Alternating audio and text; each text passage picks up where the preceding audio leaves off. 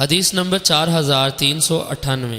حضرت ابو شریع عدوی رضی اللہ عنہ بیان کرتے ہیں کہ میں نے اپنے کانوں سے سنا اور اپنی آنکھوں سے دیکھا جب رسول اکرم صلی اللہ علیہ وسلم نے ارشاد فرمایا، آپ صلی اللہ علیہ وسلم نے فرمایا، جس شخص کا اللہ تعالیٰ اور آخرت پر ایمان ہو تو اسے چاہیے کہ اپنے مہمان کی عزت اور خاطرداری کرے۔ صحابہ کرام نے پوچھا، یا رسول اللہ، خاطرداری کب تک کرے؟ فرمایا، 1 دن اور 1 رات تک، 3 دن رات اس کی مہمان نوازی کرے، اس کے بعد بھی رہے تو وہ اس پر صدقہ ہے۔ اور آپ نے فرمایا، جو شخص اللہ تعالیٰ اور آخرت کے دن پر ایمان رکھتا ہے وہ اچھی بات کہے یا خاموش رہے۔